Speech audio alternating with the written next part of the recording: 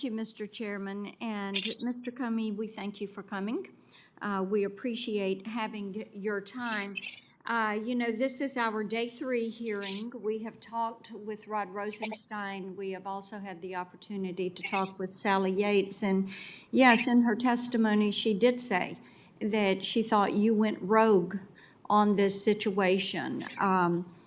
And that is of concern for us. And one of the reasons we wanted to hear from you today, and I will tell you this, as I talk to Tennesseans, one of the things that they're trying to figure out is quite simply this.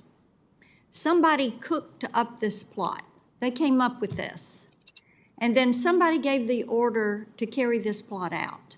And somebody did the dirty work.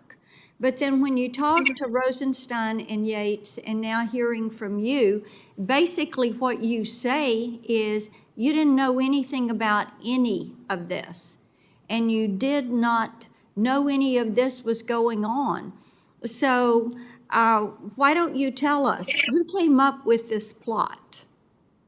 And then who gave the order to carry this out? What plot are you talking about, Senator? Spying on the president. Yeah, there was no spying on the president. You say there was no spying. There was no problems with Carter Page getting that FISA warrant. There was no problems with Papadopoulos.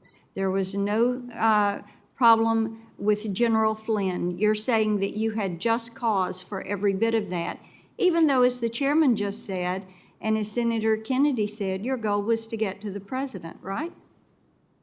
I'm not sure I understand what your question is. Well, that is not surprising to me. Let me ask you this. The books that you're writing, would we find those as fiction or nonfiction? Nonfiction. Nonfiction, okay.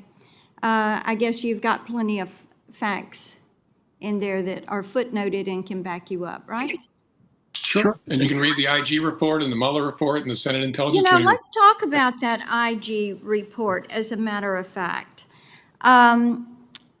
I think it's interesting because when the IG report really contradicted your statements, you claimed that the FBI did not spy on the Trump campaign in 2017. And the IG report contradicted you on that.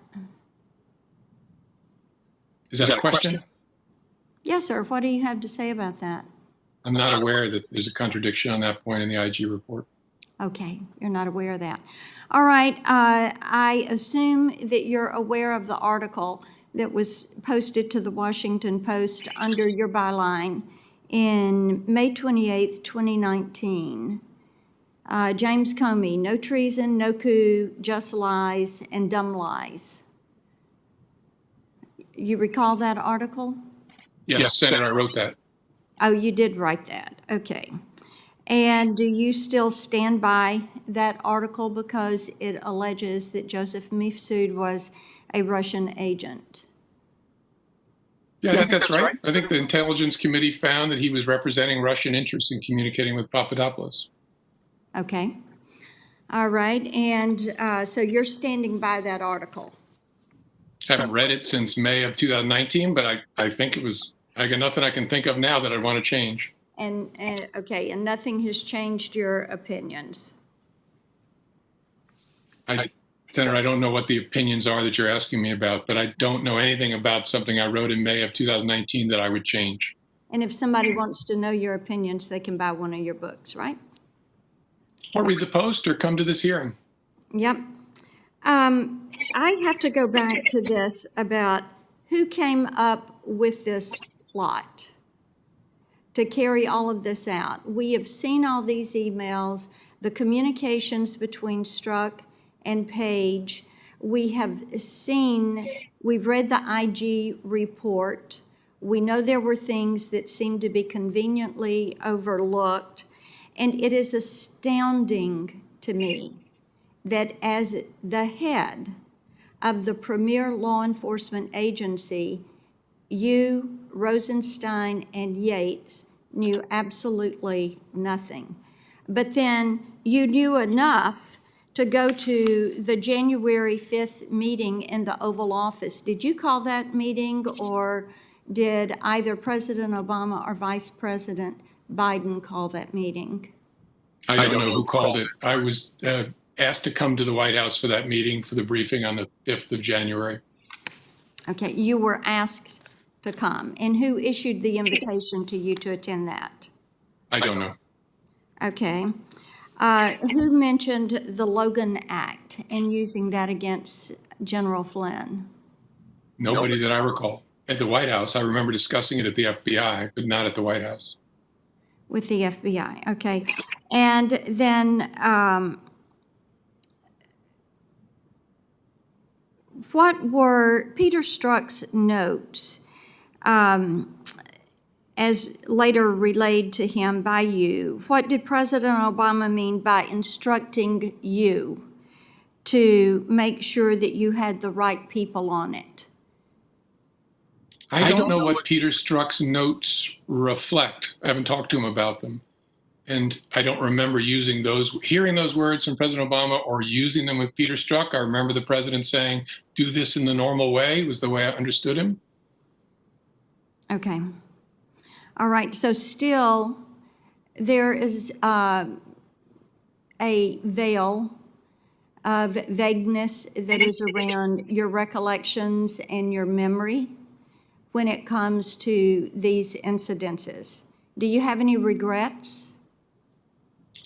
My memory's pretty good. I don't tend to remember exact words unless I write them down. I remember the words of my marriage vows, even though it was 1987. I don't remember specific words that were used during that January 5th meeting because I didn't write a memo about it afterwards. You know, Mr. Comey, I call that selective memory. You choose to remember certain things and you choose to be vague about other things. But one of the things that we do know is the American people have been deeply troubled by the fact that the FBI could have conducted themselves in this way, that the DOJ could have been involved in this. They want to trust the institutions of their government. They see someone in you who is very arrogant, who is very dismissive, and is very condescending to the concerns that they have about the structure of government. And the American taxpayer, they're paying the paycheck for every single person that is in that DOJ and that FBI, and they expect their best efforts. And according to Ms. Yates, you did not give those best efforts. You chose to go rogue. I yield back. Thank you.